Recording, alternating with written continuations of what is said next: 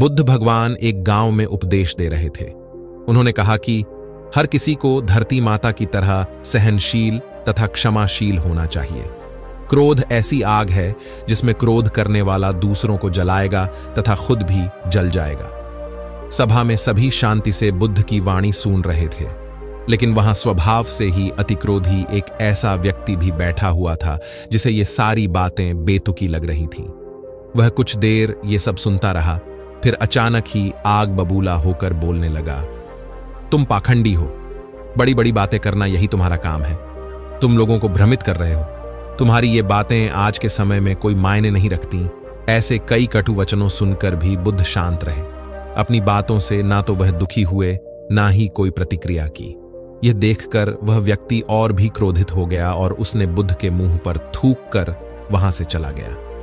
अगले दिन जब उस व्यक्ति का क्रोध शांत हुआ तो उसे अपने बुरे व्यवहार के कारण पछतावे की आग में जलने लगा और वह उन्हें ढूंढते हुए उसी स्थान पर पहुंचा।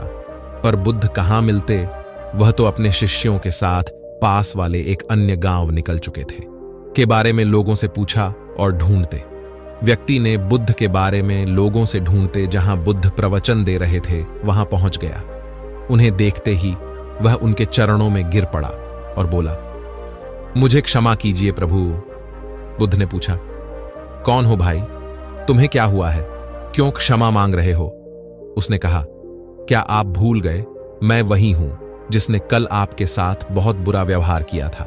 मैं शर्मिंदा हूं, मैं मेरे दुष्ट आचरण की क्षमा याचना करने आया हूं। भगवान बुद्ध ने प्रेम पूर्वक कहा, बीता हुआ कल तो मैं वहीं छोड़कर आया गया और तुम अभी भी वहीं अटके हुए हो। तुम्हें अपनी गलती का आभास हो गया, तुमने पश्चाताप कर लिया, तुम निर्मल हो चुके हो। अब तुम आज में प्रवेश करो। बुरी बातें तथा बुरी घटनाएं याद करते रहने से वर्तमान और भविष्य दोनों बिगड़ते जाते हैं। बीते हुए कल के कारण आज को मत बिगाड़ो। उस व्यक्ति का सारा बोझ उतर गया। उसने भगवान बुद्ध के चरणों में पड़कर क्रोध त्याग का तथा क्षमाशीलता का संकल्प लिया। बुद्ध ने उसके मस्तिष्क पर आशीष का हाथ रखा।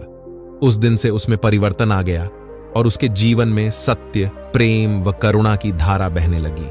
मित्रों, बहुत बार हम भूत में की गई किसी गलती के बारे में सोचकर बार बार दुखी होते और खुद को कोसते हैं। हमें ऐसा कभी नहीं करना चाहिए।